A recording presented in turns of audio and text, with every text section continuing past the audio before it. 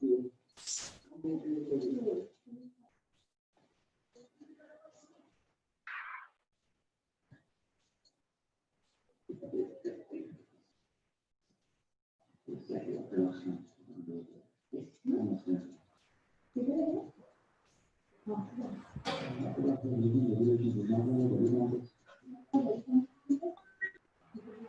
afternoon, everyone.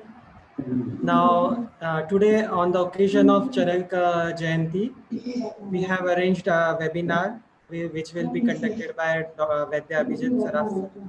Before starting with our webinar, I will give something and some introduction about Abhijit sir. Abhijit sir had completed his BMS in 2015 from Ayurved Mahavidyalaya, Pune. Then he had done his MD from PSDT, Ayurved Mahavidyalaya, Wagholi.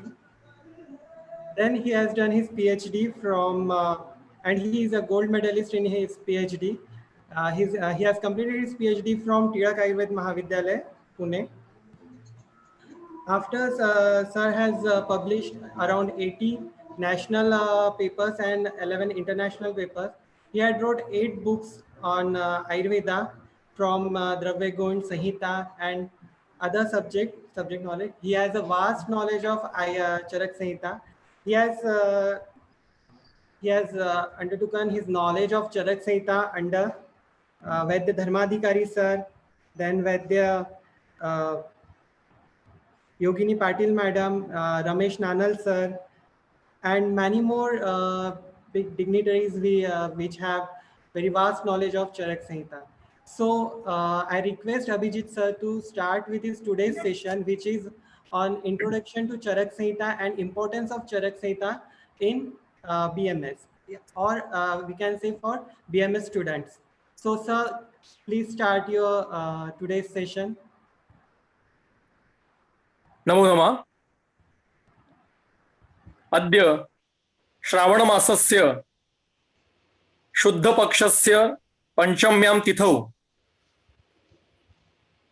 चरक महर्षि चरकस्य जन्म उत्सवे आयोजितः एतत् अस्मिन् समारंभे अहम् उपस्थितानां सर्वेषां सुस्वागतं करोमि तथा अभिवादनं करोमि।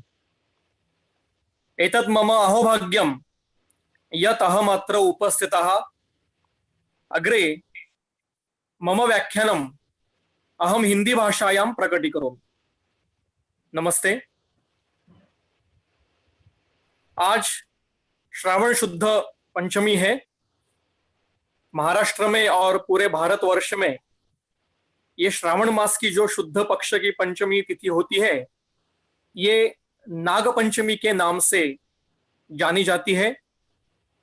और आप सभी को शायद ये प्रश्न मन में कभी आया होगा कि आज ही चरक जयंती क्यों है, कहाँ पे रेफरेंस है ऐसा कि आज महर्षि चरक का जयंती दिन है। तो चक्रपाणी के टीका में, आयुर्वेद दीपिका टीका जो है, उसमें चरक संहिता के प्रथम अध्याय के सूत्रस्थान के प्रथम अध्याय के प्रथम सूत्र के प्रथम टीका में, मतलब पहले पेज पे एक सूत्र है, पातंजल महाभाष्य चरक प्रतिसंस्कृते है मनोवाक्काय दोषाणाम हर्त्रे ही पतये नमः। अहिपति मतलब शेष, और शेष ने ही पतंजलि के अवतार में व्याकरण के ऊपर महाभाष्य लिखा और योग सूत्र के ऊपर पातंजल योग सूत्र, योग शास्त्र के ऊपर पातंजल योग सूत्र लिखे। और चरक के अवतार में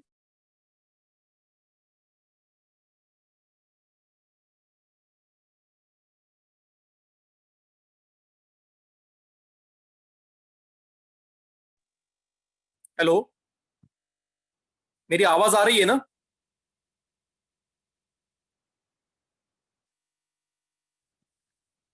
तो पातंजल महाभाष्य चरक प्रतिसंस्कृत ही, ऐसे 3 ग्रंथ शेष ने अपने 2 अवतार में पूरे किए हैं। शेष जी के अन्य अवतार कौन है? तो लक्ष्मण जी ये शेष के अवतार है, बलराम जी ये कृष्ण, विष्णु के कृष्ण अवतार में शेष के अवतार है। उसके बाद में पतंजलि ये शेष के अवतार है, और फिर चरक ये शेष के अवतार है। क्योंकि आज नागपंचमी है, शेष की जयंती है, इसलिए शेष के जितने सारे अवतार है उनकी भी जयंती आज मनाई जाती है। और इसलिए चरक जी का आज हम स्मृति दिन या जयंती दिन, स्मृति मतलब उनकी, ऐसा कोई आज उनका जन्म हुआ है ऐसा कोई रेफरेंस नहीं है, बल्कि वो शेष के अवतार है, इसलिए नागपंचमी को उनकी जयंती मनाई जाती है। चरक जी के व्यक्तित्व में पहले मैं कुछ बात करना चाहूंगा, और फिर हम चरक संहिता का महत्व देखेंगे। चरक संहिता, चरक जी का व्यक्तित्व के संदर्भ जितने मिलते हैं बहुत कम संदर्भ है। प्रथम संदर्भ जो मिलता है वो चरक जी का जो अध्ययन हुआ वो तक्षशिला विद्यापीठ में हुआ, और फिर उसके बाद में उन्होंने कनिष्क राजा के राज दरबार में राजवैद्य की जो पद था वो स्वीकारा, और वहां पे वो कार्यरत रहे। उनके साथ में वहां पे उनके घनिष्ठ मित्र वराह मिहिर, वो भी उनके साथ में उस राज दरबार में एक नवरत्नों में से एक रत्न थे। और उन दोनों ने अपनी अपनी संहिताएं अपने अपने ज्ञान के अनुसार वहां पे अपना साहित्य निर्माण किया। वराह मिहिर जी ने बृहद संहिता नाम का ग्रंथ लिखा, जो कई कई जगह पे और कई विषयों पे चरक संहिता के समान है। जैसे चतुष्कों का वर्णन, चतुष्पादों का वर्णन, खुड्डाक शब्द का उपयोग करना, ये सभी हमें वहां भी मिलता है। और चरक जी ने अग्निवेश तंत्र का प्रतिसंस्करण किया। संस्कर्ता का कार्य खुद उन्होंने दिया है चरक संहिता में, विस्तारयति लेशोक्तम, जो सूत्र आप सभी को पता है कि जो व्यक्ति जो लेशोक्त है, लेश उक्त मतलब जो संक्षेप में लिखा गया है उसका विस्तार करता है। विस्तारयति लेशोक्तम, संक्षिपति अति विस्तरम, जो कुछ विस्तार में लिखा गया होगा उसको संक्षिप्त रूप में देता है। संस्कर्ता कुरुते तंत्रम पुराणम पुनर्नवम, और संस्कर्ता क्या करता है, जो कुछ पुराण ग्रंथ या पुराण तंत्र निर्माण है जो पुराण हो चुका है, मतलब कालतः कुछ चीजें बदलनी चाहिए, तो उसको पुनर्नवत्व देता है। चरक संहिता का या चरक जी का महत्व ऐसा है कि उन्होंने अग्निवेश तंत्र का प्रतिसंस्करण तो किया, पर आज हम ये बता नहीं सकते कि कौन सा सूत्र ये अग्निवेश का है और कौन सा सूत्र चरक जी ने प्रतिसंस्करण किया गया है। प्राथमिक स्तर पर यह पता नहीं चलता। अगर अब सूक्ष्मता में आप जाओगे, दार्शनिक विषयों का अध्ययन करोगे, इतिहास का अध्ययन करोगे और उनके समकालीन ग्रंथों का अध्ययन करोगे, तो आपको ये दोनों का फर्क धीरे धीरे समझ में आएगा। संपूर्ण दृढ़बल जी ने किया, उन्होंने खुद ने लिखा है कि मैं इतने इतने अध्याय का संपूर्ण कर रहा हूं। जैसे गृहणी जैसा अध्याय ये मूलतः उपलब्ध नहीं है, वो संपूर्ण किया गया जो दृढ़बल जी ने लिखा है ऐसा अध्याय है वो। और विष जैसा, मदात्य जैसा, ऐसे जो अध्याय है ये चरक अग्निवेश तंत्र के मूल तंत्र से आगे आने वाले ग्रंथ अध्याय है। तो ये मूल जो अग्निवेश तंत्र था इसका इतना उत्तम संस्करण किया गया कि उस ग्रंथ का नाम ही चरक संहिता पड़ गया। आज हम उसको अग्निवेश तंत्र के नाम से नहीं जानते हैं, हम उसको चरक संहिता के नाम से जानते हैं, जो मूलतः अग्निवेश तंत्र है। इसलिए चरक जी का महत्व अनन्य साधारण है। वो अद्वितीय, एकमेवा द्वितीय प्रतिसंस्कर्ता है। उनके संस्करण के कई अंश हमें प्राप्त होते हैं, ग्रंथ में प्राप्त होते हैं। अग्निवेश का काल जो है वो महाभारत के समान है, समान काल का है, क्योंकि महाभारत में ऐसा संदर्भ है कि अग्निवेश ये आचार्य द्रोण के शिष्य गुरु थे। मतलब आचार्य द्रोण अग्निवेश का शिष्य था धनुर्वेद में, और हमारे जो अग्निवेश महर्षि, उनसे द्रोणाचार्य जी ने धनुर्वेद का अध्ययन किया है। और जब भीष्म जी उनको पूछते हैं प्रथम पर्व में कि आपका परिचय दो, आप द्रोण को पूछते हैं, तो वो ये बताते हैं कि जो आयुर्वेद विद ऐसे अग्निवेश है, उनसे मैंने धनुर्वेद का अध्ययन किया है। फिर भीष्म जी पूछते हैं कि आपके गुरु के गुरु कौन है?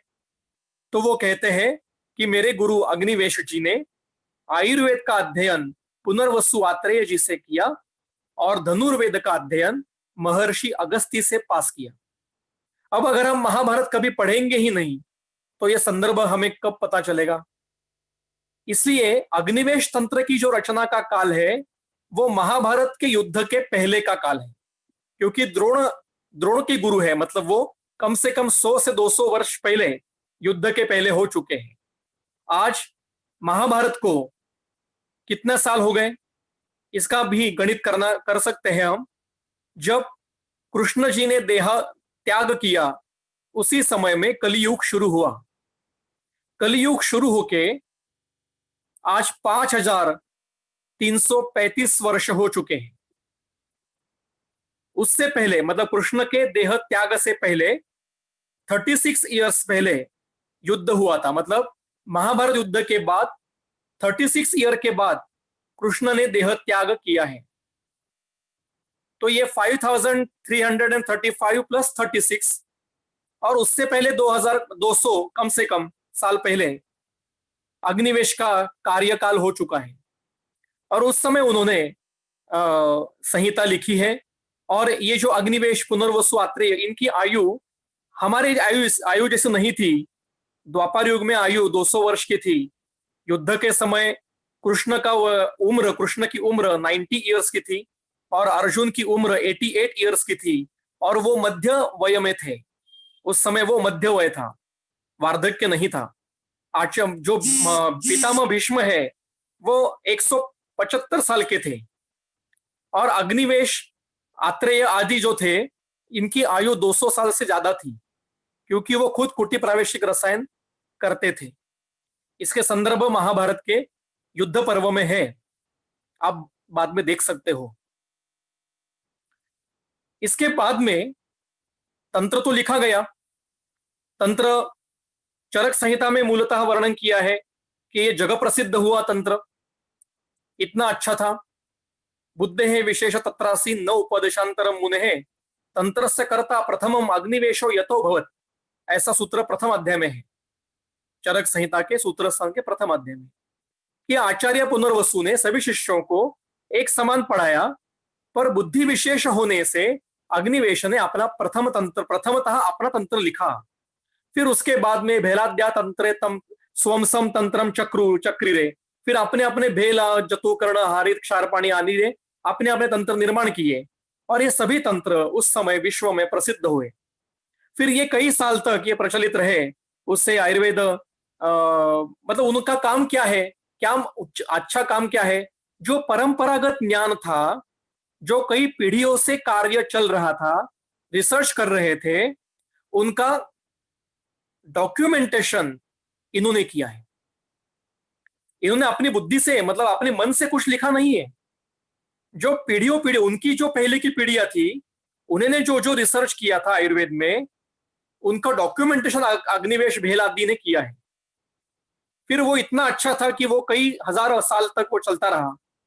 और चरक जी का काल, महर्षि चरक जी का काल जो है वो ईस्वी सन पूर्व 3रा शतक है। आज ईस्वी सन उत्तर 2020 चल रहा है। तो 2020 प्लस 300 साल पहले, मतलब 2300 ईयर्स बिफोर चरक जी का काल है। और उनके काल में और अग्निवेश के काल में 3000 साल का अंतर है।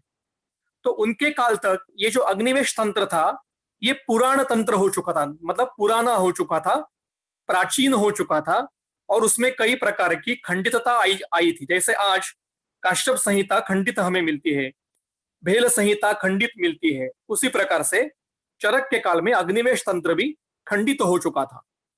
उसको नया रूप देना और जो खंडित हो चुका है उसको पूर्ति करना, ऐसा कार्य प्रतिसंस्कर्ता का स्वरूप में चरक महर्षि ने इसके तंत्र के ऊपर किया, और फिर वो ग्रंथ चरक संहिता नाम से ही विश्व प्रसिद्ध हुआ। ये उनकी बड़ी महत्व का कार्य है।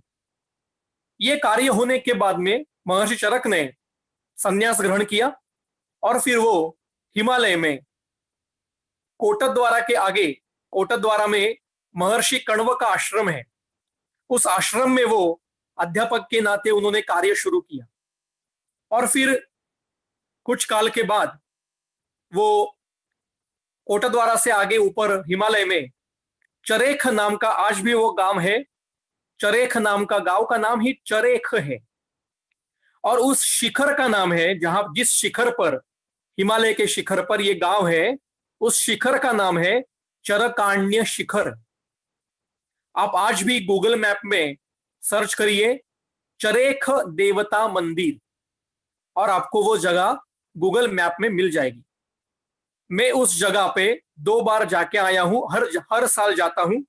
हर साल के जून महीने में हम ऊपर जाते हैं हिमालय में, और वहां पे 1 दिन 2 दिन रह के चरक का निरूपण करते हैं।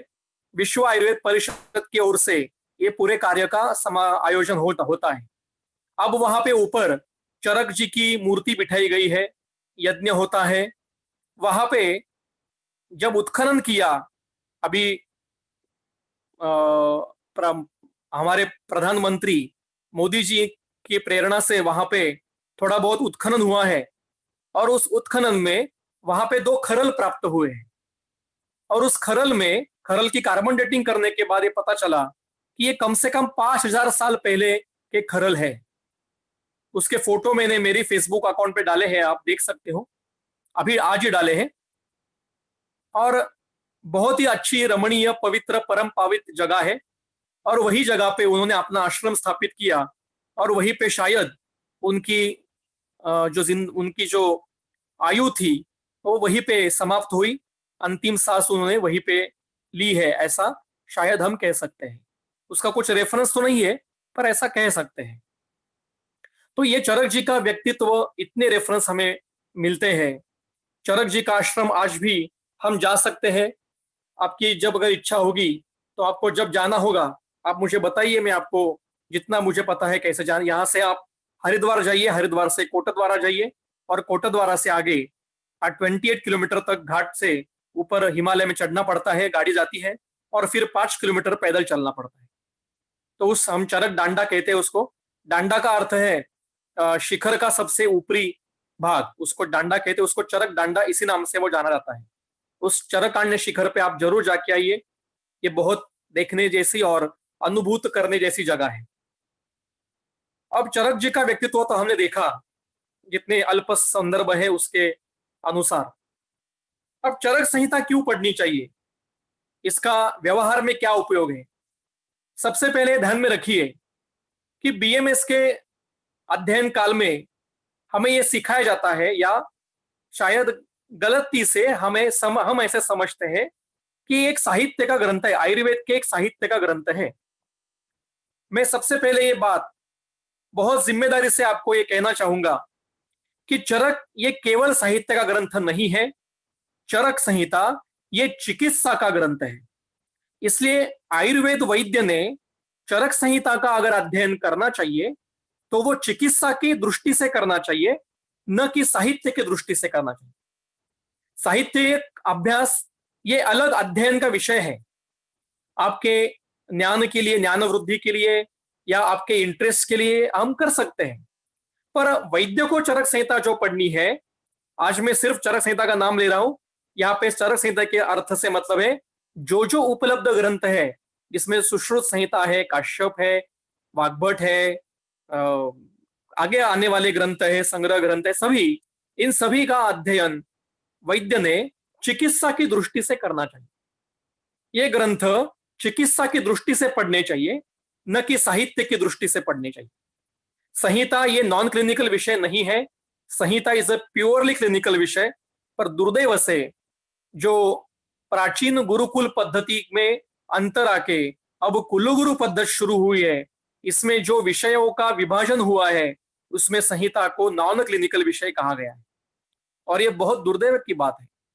सभी जो क्लिनिकल सब्जेक्ट्स है उसके सारे मूल संदर्भ हमें संहिताओं में तो मिलते हैं, तो जिस क्लिनिकल विषय के संदर्भ जिसमें है वो विषय नॉन क्लिनिकल कैसे हो सकता है? ये बड़ी दुख की बात है। ठीक है, काल का ये परिणाम है और हम कुछ बदल नहीं सकते, तो हमारी ये जिम्मेदारी है कि हम इसको कॉलेज में जो सिखाया नहीं जाता है वो पैरेलली बच्चों को कहीं पे जाके सिखाए। जो कॉलेज में नहीं पढ़ाया जाता वो पढ़ाना चाहिए, नहीं तो समझेंगे कैसे?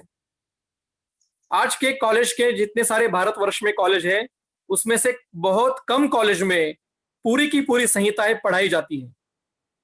बाकी के सारे कॉलेजेस में संहिता के जो व्याख्यान होते हैं वो सिर्फ 80% 20% जो पोर्शन वाइज पढ़ाया जाता है, must to know, desire to know, important क्या है, एसएक्यू का विषय क्या है, एलक्यू का विषय क्या है, वाइवा में क्या, इतना ही पढ़ाया जाता है। मतलब एग्जाम ओरिएंटेड पढ़ाया जाता है, नॉलेज ओरिएंटेड संहिताएं पढ़ाई नहीं जाती है। ये बहुत दुख की बात है। कई लोग पढ़ाने वाले हैं, ऐसा नहीं है, बहुत कम है, पर दरिया में खसखस जैसा है, बहुत कम लोग हैं।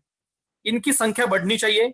हर कॉलेज में एक व्यक्ति ऐसा होना चाहिए जो रोज संहिता पढ़ाए और जिसके व्याख्यान में सभी लोग आके बैठे और वो जिसको चरक समझा है, सुश्रुत समझा है, वाग्भट समझा है, वो वहां पे अपना वक्तव्य रखे और बाकी के लोग उसके ऊपर विचार विनिमय करें। ये बात होनी चाहिए, क्योंकि सारे हमारे विषय संहिताओं में तो वर्णन है। और चरक संहिता का महत्व क्या, क्यों पढ़नी चाहिए? तो 3 संहिता हमारे पास आज है जो महत्व की संहिता है। पहली है चरक, दूसरी है सुश्रुत और तीसरी है काश्यप संहिता। अष्टांग हृदय और अष्टांग संग्रह ये संहिता ग्रंथ नहीं है, ये संग्रह ग्रंथ है। संहिता ग्रंथ और संग्रह ग्रंथों में अंतर है। संहिता ग्रंथ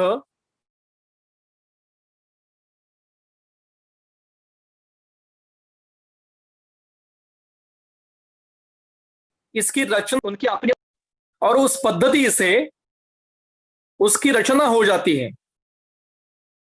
संग्रह ग्रंथ की रचना पद्धति मतलब जो अवेलेबल ग्रंथ है हमारे सामने उसमें से विषयों का संग्रहण करके उसको नए रूप में गूंथ के वो लिखना चाहिए।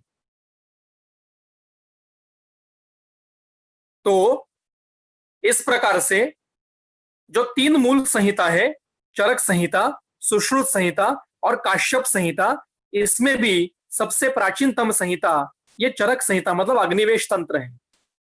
और आज चरक जी की कृपा से और दृढ़बल जी की कृपा से हमारे पास ये तंत्र, ये संहिता उपलब्ध है। अब चिकित्सा से पढ़ना चाहिए, कैसे पढ़ना चाहिए, मैं अभी कुछ उदाहरण आपके सामने रखना चाहूंगा। काय चिकित्सा का अध्ययन हम जब करते हैं तो पेपर में एक प्रश्न हमेशा आता है, मतलब 2-3 एग्जाम में ये प्रश्न हमेशा आता है लॉन्ग आंसर क्वेश्चन के लिए कि तम केतु विरेचनम, और इसका सारे लोग ऐसा उत्तर लिखते हैं कि तमक श्वास में विरेचन देना चाहिए, और फिर उसका वर्णन पूरा हम पेज पेज भर के लिखते हैं। पर किसी के मन में नहीं आया कि जो श्वास प्रकार तमक श्वास ये कफवातज प्रधान है उसमें वमन न बताते हुए विरेचन क्यों बताया है? इसलिए इस प्रश्न का उत्तर ढूंढने के लिए हमें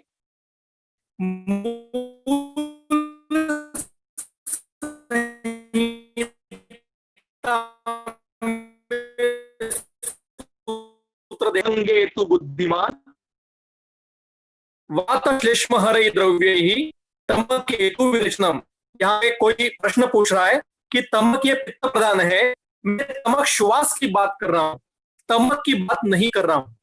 श्वास व्याधि का प्रकार है ना तमक श्वास, पूरी बात सुन लीजिए पहले फिर प्रश्न पूछिए।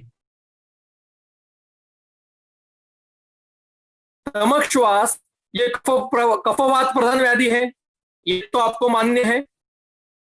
देख लीजिए श्वास चिकित्सा अध्याय निकालिए, देख लीजिए श्वास चिकित्सा अध्याय के पहले पेज पे कफवातज प्रकार है ऐसा दिखा है कि सारे श्वास के प्रकार कफवातज है। तो ये जो मूल सूत्र है, मूल सूत्र ऐसा है, कासिने छर्दनम दद्यात् स्वरभंगे तु बुद्धिमान वात श्लेष्म हरय द्रव्यैहि तमकेतु विरेचनम। अब ये सूत्र का नंबर पूरे अध्याय में 121 नंबर का सूत्र है, और चिकित्सा जो शुरू हुई है श्वास की वो सूत्र नंबर 70 से शुरू हुई। अगर आप पढ़ेंगे चिकित्सा तो प्रथम सूत्र में वो कहते हैं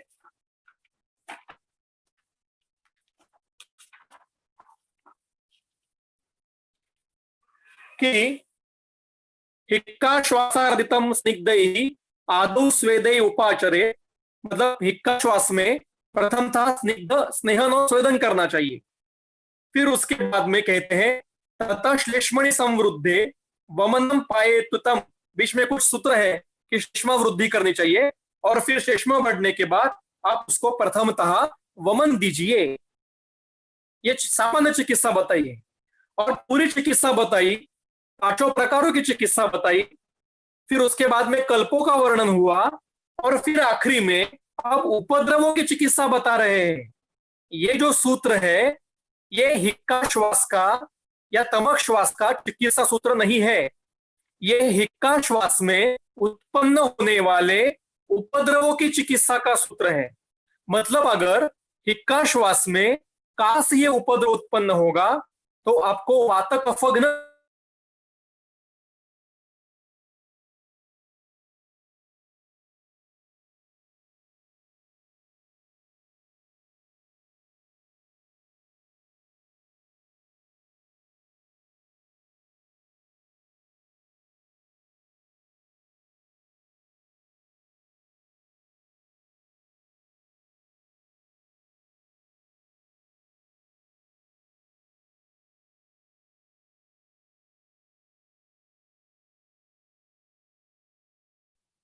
मेरी आवाज आ रही है?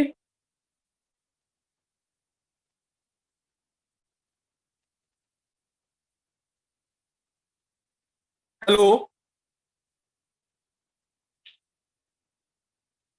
क्या मेरी आवाज आ रही है आपको, आपके पास?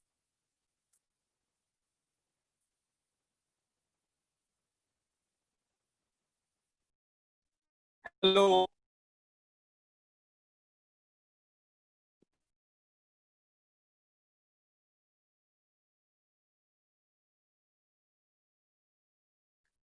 Hello,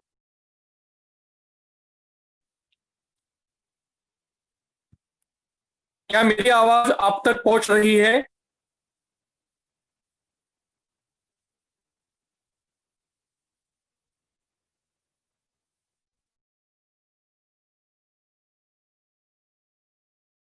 hello,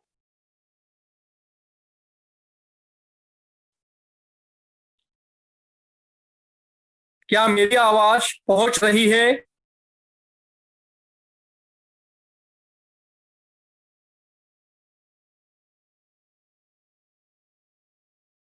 hello,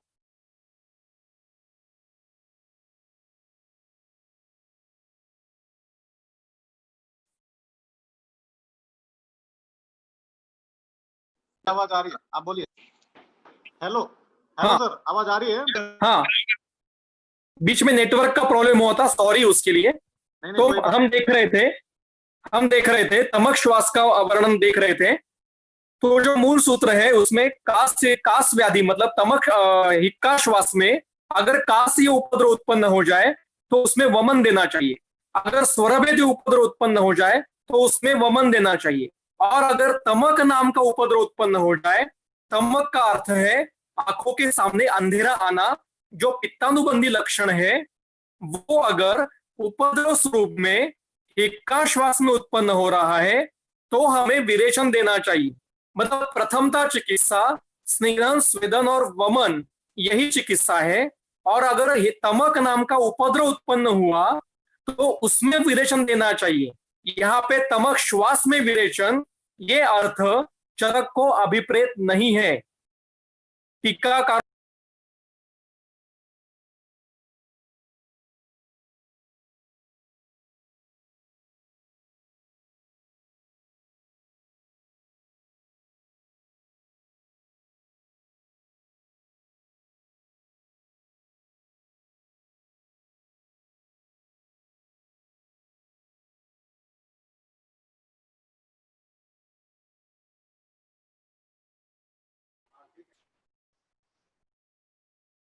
Hello. Hello. Meeting is not closed actually. Some network issues are there with Dr. Abhijit sir. विरेचनम का अर्थ है हिक्का श्वास में अगर तमक नाम का उपद्रव उत्पन्न हो जाए तो वहां पे हमें विरेचन चिकित्सा करनी चाहिए। अब हम आगे जाएंगे। चरक संहिता में ज्वर का जो वर्णन आया है उसमें आगंतुक ज्वर का जो वर्णन आया है वहां पे उन्होंने लिखा है देहिनम नहीं निर्दोषम ज्वरः समुपसेवते। मतलब यह सूत्र है चरक चिकित्सा अध्याय 3 सूत्र नंबर 12। वो कहते हैं कि अगर जिसमें शरीर में दोष प्रकोप नहीं है उस व्यक्ति को व्यक्ति को ज्वर होता नहीं है। सामान्य वाक्य दिखता है कि जिसके शरीर में दोष प्रकोपित नहीं है उसको ज्वर होता नहीं है। पर यहाँ पे क्रियापद जो उपयोग में लाया गया है वो समुपसेवते ऐसा क्रियापद है। तो चक्रपाणी ऐसा कहते हैं कि अगर ऐसा सिंपल वाक्य होता कि जिसके शरीर में दोष नहीं है उनको ज्वर होता नहीं है तो वहां पे ज्वराः न भवति ऐसा क्रियापद उपयोग में लाना चाहिए था। पर वो न करते हुए ज्वराः न समुपसेवते ऐसा क्रियापद क्यों उपयोग में लाया? तो चक्रपाणी कहते हैं समुपसेवते इति भाषया भूत विशेष रूपस्य ज्वरस्य आवेशम दर्शयति। यहाँ पे सूक्ष्म जीवाणुओं का शरीर में प्रवेश दर्शाया गया है और उनके प्रवेश से शरीर में ज्वर उत्पन्न हो जाता है। ये संदर्भ चरक संहिता में है, ज्वर चिकित्सा के 12वें सूत्र में है। और ये हम भूल चुके हैं। सारे बैक्टीरियल वायरल फीवर जो है उनका सारा वर्णन इसमें आता है।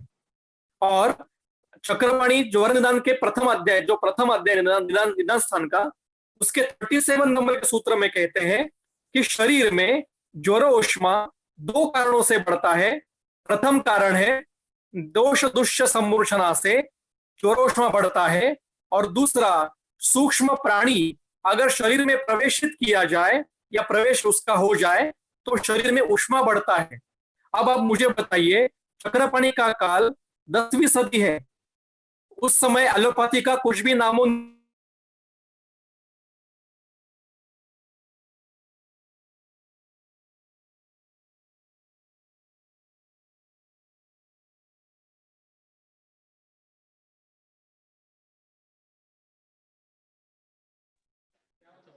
Hello. Session is not concluded. Some network issues are there. So kindly stay online, everyone.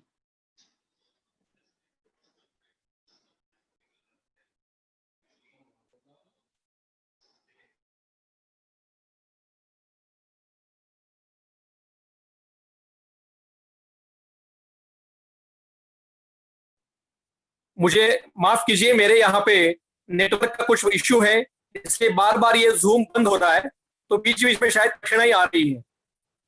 तो हम देख रहे थे चक्रपाणी का काल 10वीं सदी है और उस समय में एलोपैथी का कुछ नामो निशान भी नहीं था। ऐसे समय में चक्रपाणी निदान स्थान की टीका करते समय कह रहे हैं कि सूक्ष्म प्राणी अगर शरीर में प्रवेश करता है तो शरीर का ऊष्मा बढ़ता है। ये संदर्भ इनको पता थे। वातकला कली अध्याय में वायु का जो इतना सूक्ष्मता से वर्णन किया है जिसको हम एक एक घंटे निरूपण में उसका वर्णन करते हैं, ऐसा वर्णन अन्य किसी संहिता में नहीं है। वातकला कली जैसा अध्याय अन्य किसी संहिता में नहीं है। ये चरक संहिता का मूर्धन्य अध्याय है।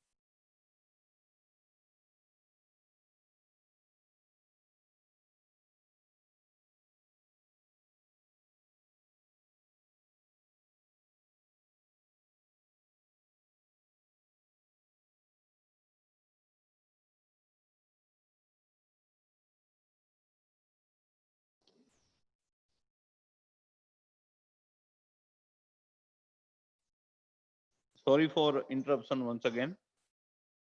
Sir is trying to reconnect, so kindly be patient. Thanks.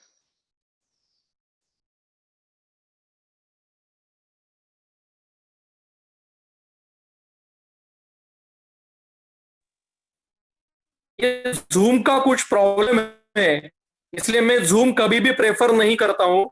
Zoom में हमेशा ये प्रॉब्लम आता है। इससे अच्छा गूगल मीट, अगर आगे के कुछ सेमिनार होंगे, Yes, sir. Go Sir, to definitely. Sir, definitely we will try next time with meeting some other.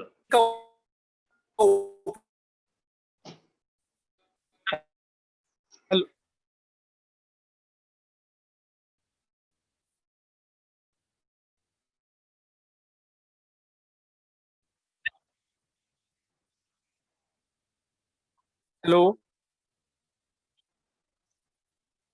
मुझे आवाज नहीं आ रही है।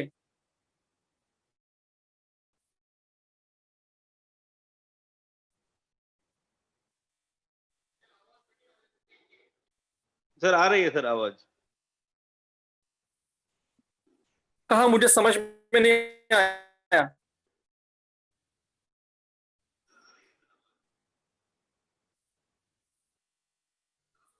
ठीक है, हम शुरू कर दें। चरक चरक में बताना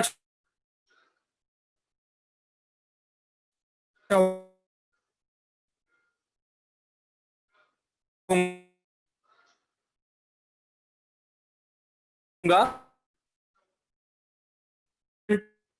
26 103 नंबर के सूत्र में नासा रोग चाहिए। मेरी आवाज आ रही है? का अर्थ कैसे लेना यस सर आ रही है, लेकिन थोड़ा कट क्या रही है सर।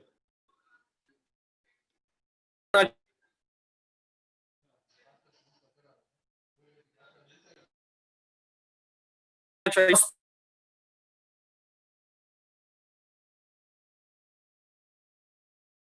स्तुलुंग का स्राव हो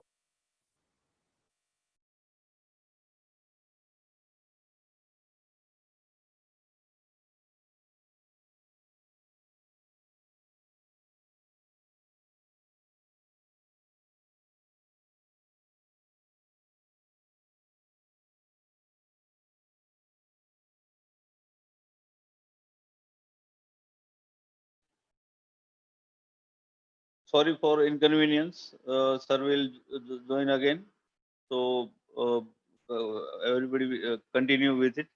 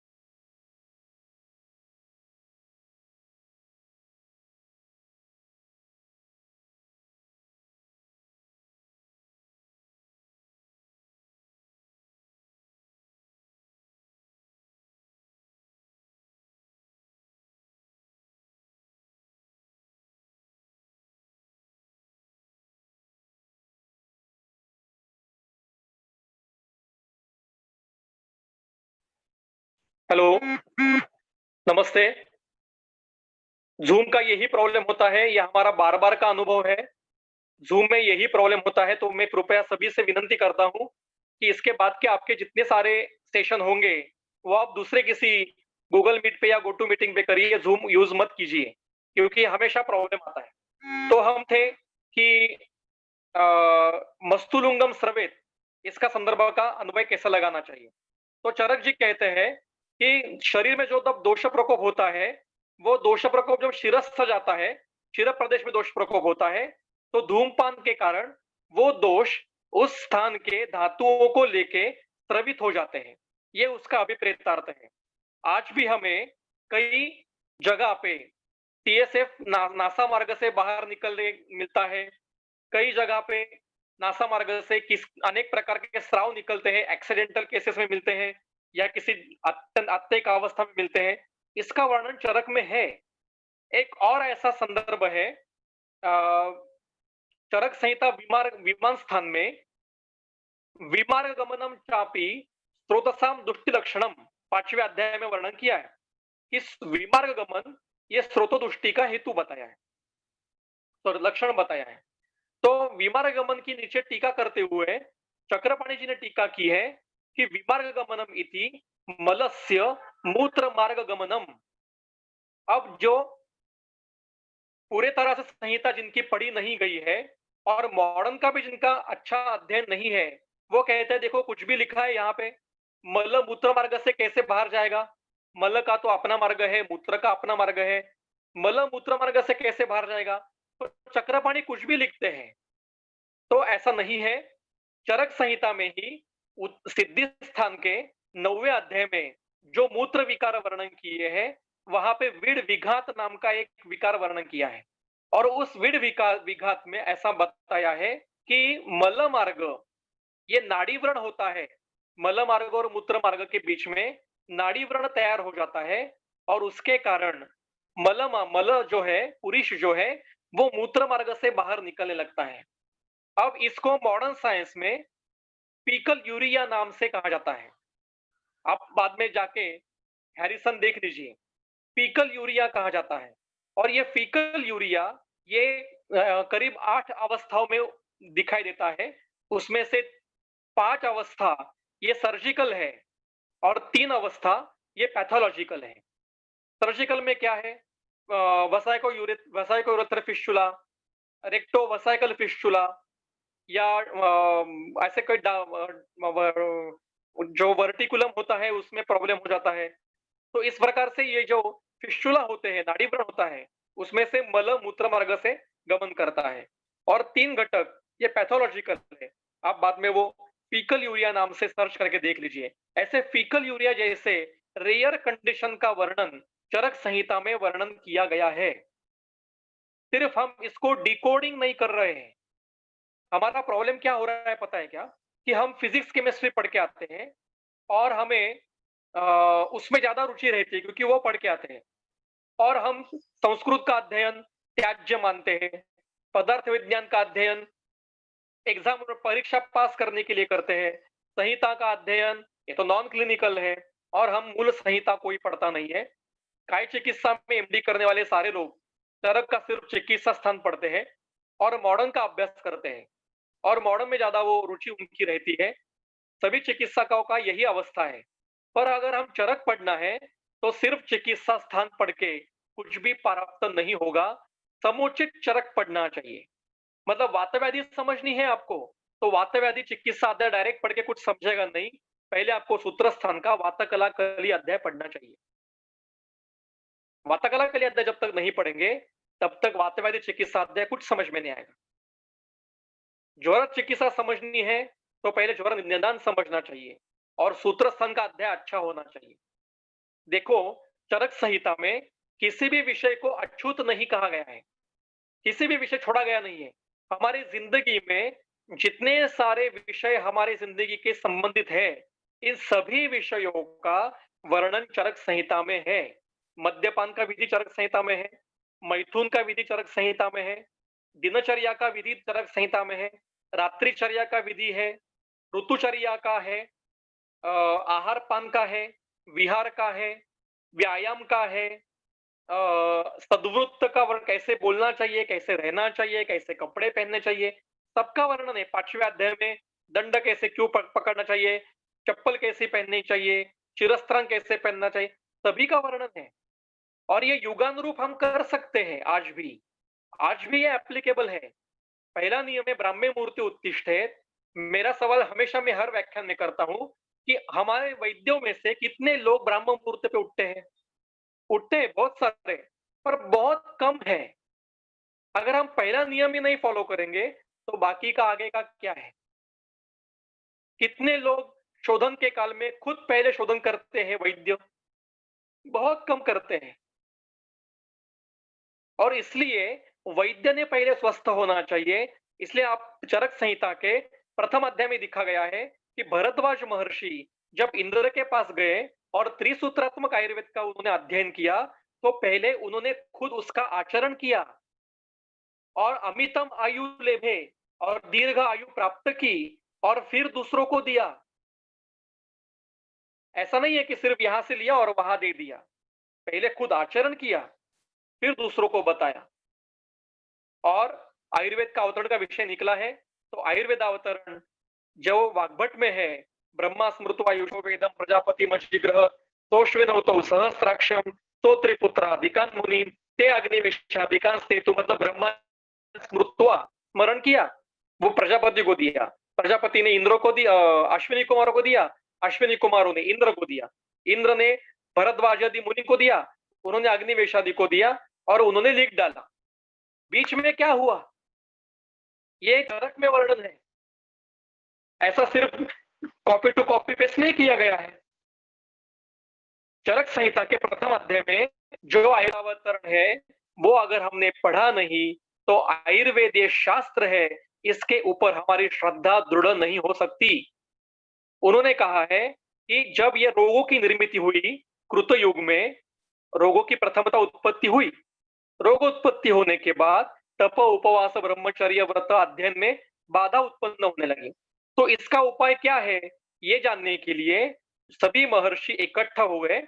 ऋषि का अर्थ जिन्होंने वैराग्य लिया है, वन में रहते हैं, शाप देते हैं, इसको ऋषि नहीं कहते। ऋषि का अर्थ है शास्त्रज्ञ। तो बड़े बड़े शास्त्रज्ञ उस समय के इकट्ठे हुए और उन्होंने ध्यान चक्षु से ये जाना, शब्द चरक में है ध्यान चक्षु, कि आयुर्वेद, ये जो आयुर्वेद नहीं, उपाय तो नाम पता नहीं था, पर ये रोग का हरण का उपाय है, ये भगवान इंद्र के पास है। तो फिर भरद्वाज ऋषि बोले मुझे आप इसमें योजना करो, मैं जाके पढ़ के आता हूँ, सीख के आता हूँ। और फिर वो आने के बाद उन्होंने उनको सिर्फ त्रिसूत्रात्मक आयुर्वेद ही समझा है, ऐसा पूरा का पूरा सूत्रस्थान निदानस्थान विमस्थान ये पढ़ाया नहीं है उनको। उनको सिर्फ हेतुलिंग औषध और वो सामान्य विषय सिद्धांत से पढ़ाए। वो आने के बाद उन्होंने सभी ऋषियों को वो दिया और फिर चरक संहिता के सूत्रस्थान के प्रथम अध्याय के सूत्र नंबर 27 में लिखा गया है, आप बाद में खोल के देखिए, कि महर्षया ते ददृशु यथावत ज्ञान चक्षुषा। मतलब ये सारे जो महर्षि थे जिनका नाम सूत्रस्थान में वर्णन है, अंगिरा मध्य बहुत सारे ऋषियों का नाम दिया गया है पहले अध्याय में, ये सारे ऋषियों ने ज्ञान चक्षु से सामान्य विशेष गुण द्रव्य कर्म उपसमवाय इनके साधन से इस तंत्र में जो जो विधि लिखे गए हैं ये इन महर्षियों ने निर्माण किए गए हैं। ये ऐसे ऊपर से स्वर्ग से नहीं आए हैं, ये हमारे ऋषियों ने, शास्त्रज्ञों ने निर्माण किया है। और इसलिए ये शास्त्र है, ये प्रमाणभूत शास्त्र है। और इसके नीचे चक्रवर्ती टीका करते हैं कि व्हाट इज ज्ञान चक्षु। चक्षु मतलब साधन और ज्ञान का अर्थ यहाँ पे प्रमाण ऐसा है। तो जो विधि निर्माण किए इस तंत्र में कौन से विधि है, दिनचर्या विधि है, दंतधावन विधि है, स्नान विधि है, निद्रा विधि है, अन्नपान आहार ग्रहण विधि है, अन्न निर्मिति विधि है, मैथुन विधि है, दिवा स्वप्न विधि है, जलपान की विधि है, औषध का विधि है, व्यायाम का विधि है, मद्यपान का विधि है, सारे धूम्रपान का विधि है, नस्य का, ये सारे विधियों का निर्माण इन ऋषियों ने प्रत्यक्षादि प्रमाणों से किया है, इसलिए ये शास्त्र है। और जब शास्त्र होता है तो वो प्रमाणों से सिद्ध किया जाता है। चरक संहिता सूत्रस्थान के 10वें अध्याय में अत्रेय पुनर्वसु कहते हैं कि इदम च नः प्रत्यक्षम, ये हम सबको प्रत्यक्ष है कि हम औषधों से रुग्ण ठीक करते हैं, क्षीण हुए रुग्णों को हम ब्रूहण देते हैं, वृद्ध हुए दोषों को हम क्षय करते हैं, ये हमें प्रत्यक्ष है। 27वें अध्याय में अन्नपान विधि अध्याय में बताते हैं कि हम जिन अन्नपानों का गुण कर्म बता रहे हैं ये प्रत्यक्ष फल दर्शनत बता रहे हैं। मतलब सारे जो अन्नपान वर्ग बताए हैं, हर द्रव्यों के गुण बताए हैं, ये उन्होंने पहले प्रत्यक्ष देखे और फिर लिखा गया है।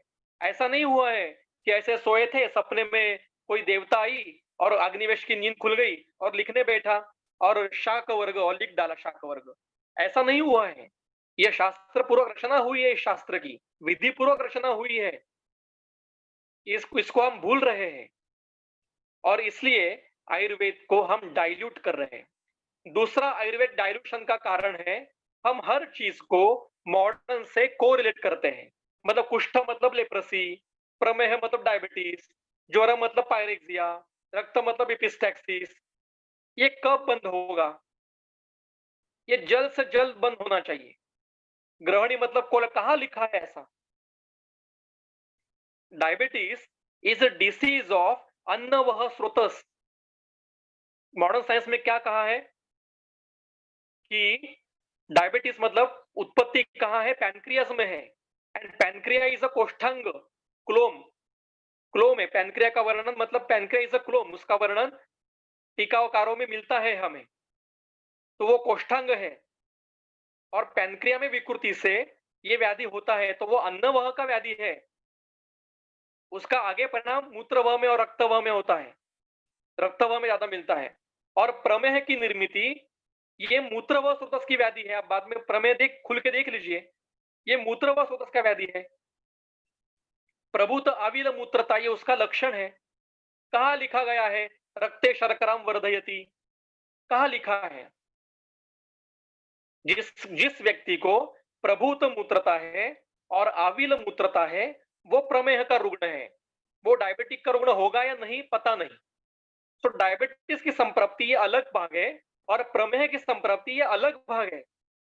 हम कोरिलेशन करते हैं और गलती कर रहे हैं। मैं मेरे अल्पमति से ये बात कहने की प्रयास कर रहा हूं कि हम अगर अभी बदले नहीं तो फॉरेनर लोग हमें आके पढ़ाएंगे कि आप जो अर्थ लगा रहे हो वो गलत है। चरक संहिता के सूत्रों का ये अर्थ है। जैसे योग शास्त्र का हुआ वैसे ही आयुर्वेद का होगा कि ये बाहर से आएगा तब हमें उसकी कीमत पता चलेगी। आपको दो चीजें मैं दो उदाहरण बताता हूं कि न्यूयॉर्क में 1898 में चरक सर्कल स्थापन हुआ है और वहां पे चरक संहिता का अध्ययन किया जाता है। एक भी भारतीय व्यक्ति नहीं है। चरक संहिता का क्रिटिकल स्टडी का कार्य ये वियन्ना में ऑस्ट्रिया में चल रहा है और करने वाले जो लोग हैं उसमें एक भी भारतीय नहीं है। क्रिटिकल एडिशन का कार्य जो हमें करना चाहिए वो फॉरेनर लोग कर रहे हैं और हम यहाँ पे कहां पे अटके बैठे हैं? आयुष क्या कहेगा, फिर वेबिनार क्या होगा, फिर क्या क्या हमें इंस्ट्रक्शंस आएगी, फिर हम उसके बीच में अटके बैठे हैं। ये हमारा भी प्रॉब्लम नहीं है, ये सिस्टम का प्रॉब्लम है। System is wrong, our system is wrong. तो अगर हम आज जगह नहीं आयुर्वेद का कोरिलेशन बार बार एलोपैथी से करते रहे तो आयुर्वेद का डाइल्यूशन होता रहेगा, गलत अर्थ निकलते रहेंगे और शास्त्र का ब्रूहण नहीं होगा। चरक ने खुद ने कहा है सिद्धि स्थान के 9वें अध्याय में कि अवाम्य रुग्णों में जिनको वमन नहीं देना चाहिए उनमें गुल्म वर्णन किया है, रुद्रोग वर्णन किया है। मतलब रुद्रोग अवाम्य है, गुल्म अव्याम्य है। पर अगर आप गुल्म चिकित्सा अध्याय निकालोगे तो 3 अवस्था में वमन देने के लिए कहा है। कफज रुद्रोग में और क्रूमिज रुद्रोग में वमन देने के लिए कहा है। तो ये विरोधाभास है क्या? एक जगह कहते हैं कि अवाम्य है और एक जगह कहते हैं कि इनको वमन देना चाहिए। तो खुद चरक कहते हैं उसी अध्याय में, सिद्धि स्थान के दूसरे अध्याय में, कि जो हमने नियम बताए हैं वो सामान्य नियम है। अगर जहां पे जो कर्म नहीं करने के लिए बताया है, अगर वो कर्म करने की अवस्था उत्पन्न होती है तो आपको वो कर्म करना चाहिए। जैसे कुष्ठ में बस्ती देनी नहीं चाहिए, पर कुष्ठ चिकित्सा अध्याय में बस्तियों का वर्णन है। तो कुष्ठ व्याधि में अगर बस्ती देने जैसी अवस्था उत्पन्न हो गई तो आप बस्ती दे सकते हो। रुद्रोग में अगर वमन देने की अवस्था उत्पन्न हो गई, रुल्ला से जी मचल रहा है, शिरशूल है, उत्क्लेश है, तो आप दे सकते हो, मृदु वमन दे सकते हो, गुल्म में मृदु वमन दे सकते हो अगर अवस्था है तो आपको फ्री हैंड है। महाकषायों का वर्णन किया है सूत्र स्थान में, तो ऐसा नहीं है कि वो 10 द्रव्य इकट्ठा मिलके देना है, ऐसा नहीं करना है। हर 10 द्रव्यों की अवस्था अलग अलग है। जैसे जीवनीय गण है, जीवक, ऋषभक, मेधा, महामेधा, काकुल, श्रीकाकुली, मुद्ग, प्रणी, माश, प्रणी, जीवंत, शेती, दशेमानी, जीवन यानी भवंती। तो इनको 10 द्रव्यों को इकट्ठा करके जीवनीय गण देना नहीं है हमें। जीवक का कार्य अलग है, जीवंती का कार्य अलग है, ऋषभक का जीवन कार्य अलग है, मेधा का कार्य अलग है। उसी प्रकार से शोथहर द्रव्यों में सभी बृहद पंचमूल, लघु पंचमूल है। तो 10 इकट्ठा करके देना है क्या शोथहर? नहीं, हर एक का अपनी अपनी अवस्था है अलग अलग। ये अभिप्रेत है ग्रंथकारों को, ये उन्होंने आखिरी में लिखा है, पर हम वो नहीं पढ़ते, हम डायरेक्ट महाकषाय बना के देते हैं, वो भी चलेगा। पर ग्रंथकारों को अभिप्रेत हर 10 द्रव्यों की अलग अलग अवस्था ढूंढ के उस अवस्था में वो एक द्रव्य दी देना, ये अभिप्रेत है। और महाकषायों के बाद में लिखा है कि हम ये मंद व्यक्ति के व्यवहार के लिए बता रहे हैं और बुद्धिमान व्यक्ति के बुद्धिवर्धन के लिए बता रहे हैं। तो हम सब बुद्धिमान व्यक्ति है, तो हमारी बुद्धिवर्धन का ये विषय है महाकषाय। वैसे ही ऐसा ही एक और विषय है अग्र्य। अग्र्य क्यों बताया? अग्र्य कब देना चाहिए? जैसे खदिरो कुष्ठ ज्ञानाम, तो जो भी कुष्ठ का व्यक्ति आए, कुष्ठ मतलब त्वचा विकार, कुष्ठ मतलब लेप्रेसी नहीं, त्वचा पे कुछ भी विकृति आना ये कुष्ठ है। तो कुष्ठ का व्यक्ति आया तो खदिर शुरू करना है क्या तुरंत? नहीं, ये व्याधि विपरीत चिकित्सा है। पहले आपको हेतु विपरीत चिकित्सा करनी चाहिए। हेतु क्या है कुष्ठ के, वो पहले देखने चाहिए, हेतु बंद करने चाहिए, हेतु के गुण जो है उन गुण के विपरीत गुण की चिकित्सा करनी चाहिए। और फिर भी अगर व्याधि ठीक नहीं हुआ तो फिर आपको व्याधि विपरीत चिकित्सा करनी चाहिए। संदर्भ खुद चरक का है, चरक संहिता विमान स्थान अध्याय 2 सूत्र नंबर 13, और उसी का पद्यात्मक स्वरूप वाग्भट में लिखा है। मात्राशिति अध्याय के 20 नंबर के सूत्र में वाग्भट कहते हैं, एवं अन्यानपि व्याधीन स्वनिदान विपर्या चिकित्से। और उसके बाद में अगर अनुबंध रहा, अनुबंधेतु हेतु विपरीतम त्यक्त्वा यथा यथम व्याधि विपरीतम युंजात। चरक ने जो गद्य में लिखा है वही वाग्भट पद्य में बताते हैं। तो वाग्भट का अध्ययन तो करना ही चाहिए, पर अगर आपको चरक समझना है तो आपको वाग्भट भी पढ़ना चाहिए। और सिर्फ वाग्भट पढ़ के नहीं होगा, उसके पीछे के सिद्धांत पढ़ने के लिए चरक संहिता का अध्ययन अनिवार्य है। तो अभी तक हमने देखा कि चरक का व्यक्तित्व क्या था, चरक संहिता का महत्व क्या है, कुछ उदाहरण हमने देखे, 2-3 और चीजें बता के फिर हम हमारा वक्तव्य खत्म करेंगे। चरक संहिता पढ़नी कैसे चाहिए? तो पढ़ने के कुछ विधि है। सबसे पहले तंत्र युक्तियों का अध्ययन करना चाहिए। तंत्र युक्ति आर क्लिनिकल टूल्स, वो केवल एमडी संहिता वालों ने पढ़ने की घटक नहीं है, वो सभी चिकित्सकों ने पढ़ने की जरूरत है। तो पहले तंत्र युक्तियों का अच्छा अध्ययन करना चाहिए। फिर जैसे हम कोई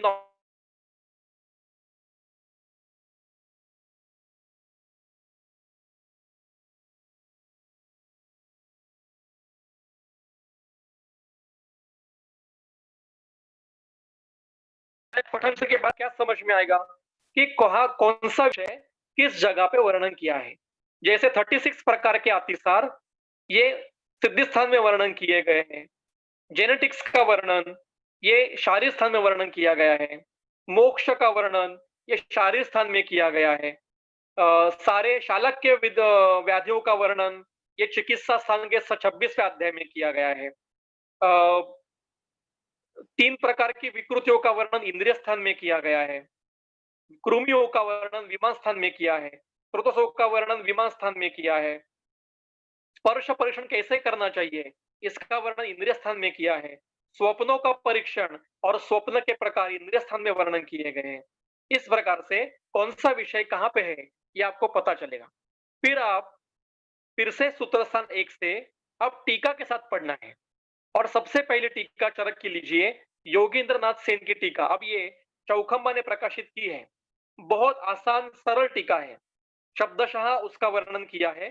चक्रपाणी थोड़ा सा क्लिष्ट है प्रथमता पढ़ने के लिए, इसलिए पहले योगेंद्रनाथ सेन पढ़िए, फिर चक्रपाणी पढ़िए और फिर पूरी संहिता टीका के साथ पढ़ने के बाद फिर आपको वो कंफर्म हो जाएगा कि इसमें क्या क्या वर्णन किया है। फिर तीसरी स्टेज है कि एक विषय का अध्ययन चरक में से करना है, मतलब जैसे दोषों का अध्ययन, तो समुचित चरक से दोषों के संदर्भ इकट्ठे करो और उसका अध्ययन करो। चरक में से अतिसार का अध्ययन, तो सारे अतिसार के संदर्भ इकट्ठे करो और फिर उसका अध्ययन करो। चरक में से क्या कहते हैं मन का अध्ययन, तो सारे मन के संदर्भ इकट्ठे करो और फिर उसका अध्ययन करो। ये तीसरी स्टेज हो गई। चौथी स्टेज है कि एक सूत्र के जितने सारे टीकाकार अवेलेबल है उतने सारे टीकाकारों का अध्ययन सूत्र के साथ, मतलब पहले चरक सूत्र पढ़ना, फिर चक्रपाणी, गंगाधर, योगेंद्रनाथ सेन, सरस्वती, शिवदास सेन और जो अन्य कोई टीकाकार होंगे इसका अध्ययन करना। इससे आपको सूक्ष्मता का अध्ययन करते जाएंगे और वो तंत्रोक्तियों के साथ हो करना चाहिए। मेरा जिसके लिए मुझे आपने अभी मेरा परिचय में सुना कि गोल्ड मेडल मिला मुझे पीएचडी में, तो मेरा विषय क्या था? मेरा विषय था चरक संहिता के विमान स्थान का 4 टीकाकारों का कंपैरेटिव स्टडी। पूरा थीसिस ये संस्कृत भाषा में है और थीसिस के पेजेस है 1100 पेजेस, पूरा संस्कृत में है और इतना आनंद आया मुझे उस कार्य करते समय कि मैं बता नहीं सकता। अब एक और विषय बताना चाहूंगा कि अंतिमतः, मतलब अंतिम अध्याय में चरक में वर्णन किया है कि द्वादश सहस्त्री संहिता, मतलब इस चरक संहिता में 12,000 श्लोक है, पर अगर आज हम इसकी गणना करेंगे श्लोकों की, सूत्रों की, तो केवल 9,295 9,295 सूत्र ही आज हमें मिलते हैं। तो बाकी के 3,000 सूत्र कहां चले गए? तो चरक बताते हैं, अंतिम पेज निकाल के देखिए आप, कि तंत्रयुक्तों का वर्णन वयम उत्तरे प्रवक्षामः। अब सिद्धिस्थान के 12 अध्याय के बाद में आगे क्या वर्णन करने वाले हैं? इसका अर्थ जैसे सुश्रुत को उत्तर तंत्र था है, वाग्भट को उत्तर तंत्र है, काश्यप को खिलस्थान है, वैसे ही चरक को भी उत्तर तंत्र रहा होगा। वो आज हमारे पास नहीं है। किसको ढूंढना चाहिए? हमें ढूंढना चाहिए, सबने मिलकर ढूंढना चाहिए। शायद तिब्बत के किसी बौद्ध विहार में होगा, शायद नालंदा के किसी जैसे विद्यापीठ के खंडर में पड़ा होगा, या किसी परकीय व्यक्ति के ग्रंथ संग्रहालय में होगा, पता नहीं हमें। कहीं ना कहीं तो ये उत्तर तंत्र मिलेगा, जैसे काश्यप संहिता हेमराज शर्मा को नेपाल के राजघराने के दफ्तर में मिली खंडित स्वरूप में, वैसे ही शायद उत्तर तंत्र मिलेगा। और 3,000 सूत्र नहीं है, 12,000 श्लोक की संहिता कहा जाता है और 9,000 श्लोक ही मिलते हैं आज की संहिता में। तो 2,500 से 3,000 सूत्र ये का उत्तर तंत्र में होंगे, वो ढूंढने चाहिए। दूसरा, आज जो हमारे सामने चरक संहिता मिलती है प्रिंटेड, उसमें कई जगह पे प्रिंटिंग मिस्टेक्स है, उसका शुद्धिकरण होना चाहिए। एक संदर्भ बताता हूं मैं, चरक संहिता विमर्शन अध्याय 8 सूत्र नंबर 95, वहां पे प्रकृतिदा परीक्षण का वर्णन है और उसमें वो कहते हैं गर्भ शरीर में 4 प्रकृति होती है, शुक्र शोणिक प्रकृति, काल गर्भाशय प्रकृति, महाभूत विकार प्रकृति और मूल सूत्र में है आतुर आहार विहार प्रकृति। आतुर आहार विहार प्रकृति, तो आतुर आहार विहार की ये प्रिंटिंग मिस्टेक है। टीकाकारों ने, सभी टीकाकारों ने नीचे मातु आहार विहार प्रकृति ऐसा कहा गया है। अभी एक प्रश्न पूछा गया है मुझे कि आप कह रहे हो कि मैं कह रहा हूं, मतलब ये मेरे मन का नहीं है, मैंने जो अध्ययन किया है सभी अध्ययन का सार मैंने रखा कि क्लोम मतलब पैनक्रिया, ये निश्चित है। तो हृदयम पिपासा स्थानम ऐसा जो कहा गया है, आप हृदय को हार्ट लेते हो, हृदय मतलब हार्ट नहीं है, कई जगह पे हृदय मतलब उरस्थान है, कई जगह पे हृदय मतलब शिरस्थ हृदय है, और कई जगह पे हृदय मतलब हार्ट है। आप एक किताब पढ़िए, उस किताब का नाम है पारिषद्यम शारीरम। ये वैद्यनाथ प्रकाशन ने प्रकाशित की है। बहुत महत्व की किताब है। जिसको जिसको मूल अध्ययन करना है शारीर विषय का, उसके लिए ये आदर्श ग्रंथ है। उसमें उन्होंने हृदयम पिपासा स्थानम का पूरा विवरण दिया है, और टीकाकारों के साथ सभी संहिता ग्रंथकारों का रेफरेंस लेके ये कहा गया है कि पैनक्रिया ये इसोफेगस नहीं है, सॉरी क्लोम ये इसोफेगस नहीं है, क्लोम मतलब पैनक्रिया है। डल्लंड कहते हैं कि यकृतस्थु वामतः हृदयस्य दक्षिणतः तिलका, जैसे हल होता है ना, हल, तो हल की जैसे दिखाई देने वाला ऐसा जो अवयव है उसको क्लोम कहा जाता है।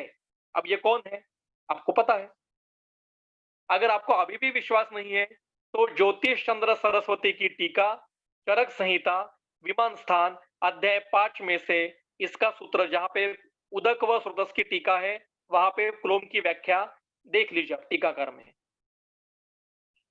तो इस प्रकार से चरक में कई विषय अध्ययन के ऐसे हैं। और एक विषय जो बहुत कंफ्यूज हो चुके हैं, जैसे अंजलि प्रमाण चरक में वर्णन किया है, तो अंजलि मतलब ये क्या? चलो मूत्र तो गिन सकते हैं, ऐसा मल गिन सकते हैं, पर शरीर का मेद कैसे गिनोगे? शरीर का कफ कैसे गिनोगे? शरीर का पित्त कैसे गिनोगे? शरीर में से उदक कैसे गिनोगे? 10 अंजलि उदक कहा गया है। तो अंजलि एक प्रमाण है, और हर ग्रंथ में जितने सारे प्रमाण वर्णन किए जाते हैं उनका कहीं तो वर्णन मिलता है।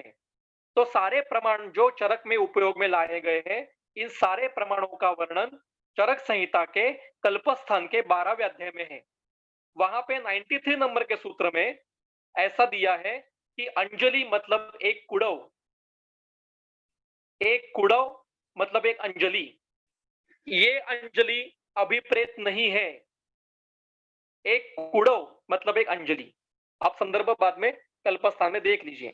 तो इस प्रकार से चरक पढ़ना है तो चिकित्सा की दृष्टि से पढ़ना चाहिए, निदान की दृष्टि से पढ़ना चाहिए, ना कि साहित्य की दृष्टि से। और पढ़ते समय मॉडर्न से कोरिलेशन जितना हम कम करेंगे उतना अच्छा है। मेरे मेरे सारे वक्तव्य में अगर कुछ गलत कहा होगा तो मुझे माफ कीजिए। मेरे वक्तव्य से किसी को कुछ बुरा लगा होगा तो मुझे माफ कीजिए। जो मैंने कुछ मेरे वक्तव्य में कुछ अच्छा होगा वो मेरे गुरुजनों का है, और जो कुछ गलत कहा होगा वो मेरा है। इतना कह के मैं आयोजकों को बहुत बहुत आभार देता हूं कि उन्होंने मुझे यहाँ पे मेरा वक्तव्य रखने का, थोड़ी बहुत चीजें बताने का मुझे प्रयास करने की संधि प्राप्त करके दी। और बीच में जो नेटवर्क का प्रॉब्लम हुआ उसके लिए भी मैं बहुत बहुत क्षमा याचना करता हूँ। और फिर से सभी को वंदन करके महाविद्यालय के सभी माननीय अध्यापक, माननीय प्राचार्य, सभी ट्रस्टी और सभी आपके, मुझे सबके नाम पता नहीं है, सभी जो मान्य महानुभाव हैं और मेरे सारे विद्यार्थी और मेरे सहाध्यायी, इन सबको मैं यहाँ से वंदन करता हूँ और मेरे विषय यहाँ पे खत्म करता हूँ। बहुत बहुत धन्यवाद। ब्रह्मदक्षाश्विदेवेश भरद्वाज पुनर्वसु हुताश चरक प्रभृतिभ्यो नमो नमः। धन्यवाद।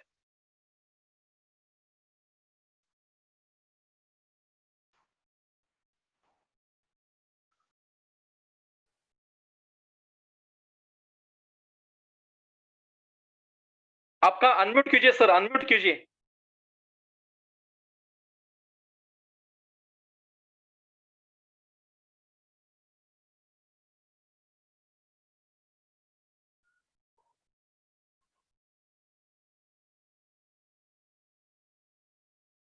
सर आपकी आवाज आ नहीं, अनम्यूट कीजिए आप।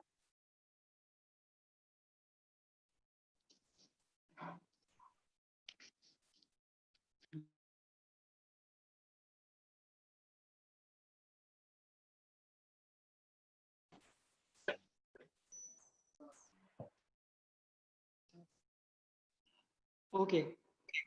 From Global Institute of Ayurveda, I thank lot to Abhijit sir.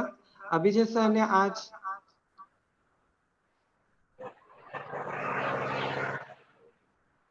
Abhijit sir ने आज जो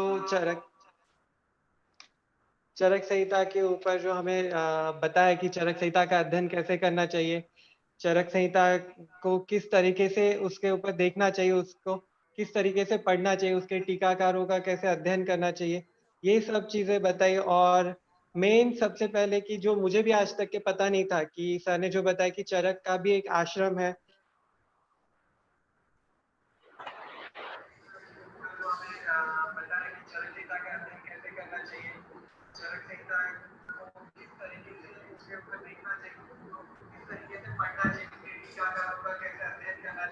तो वो भी आज सर ने हम लोगों को बताया यहाँ पे कि चरक का एक आश्रम है, चरकाचार्य का, जो हिमालय में है। हम लोग सर से ये विनंती करते हैं कि नेक्स्ट टाइम जब भी हमारी ड्रग टूर रहे तो हम लोग वहाँ पे जाए, वहाँ पे विजिट करें आश्रम को और चरक का आशीर्वाद भी ले। सर ने आज हम लोगों को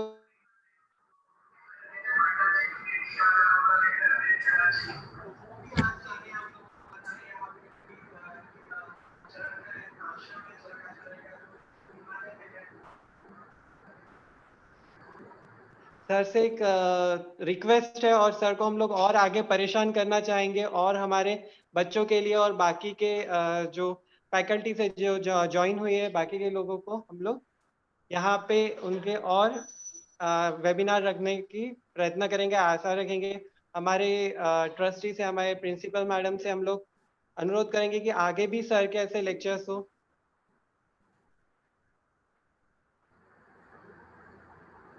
तो sir, thank you very much for today's session. और सर मैं यहाँ पे हमारे प्राचार्य मैडम अमिता मिश्र मैडम को थैंक यू कहना चाहता हूँ। हमारे ट्रस्टी सर सिद्धांत मेहता सर को मैं यहाँ पे उनका आभार व्यक्त करता हूँ। और हमारे वाइस प्रिंसिपल सर विजय तेलंग सर, और हमारे हॉस्पिटल के आर्य मेहुल जोशी सर, इनका मैं आभार करना चाहता हूँ। तो अभी हमारा सेशन यहाँ पे खत्म होता है। Thank you sir. धन्यवाद, बहुत बहुत धन्यवाद।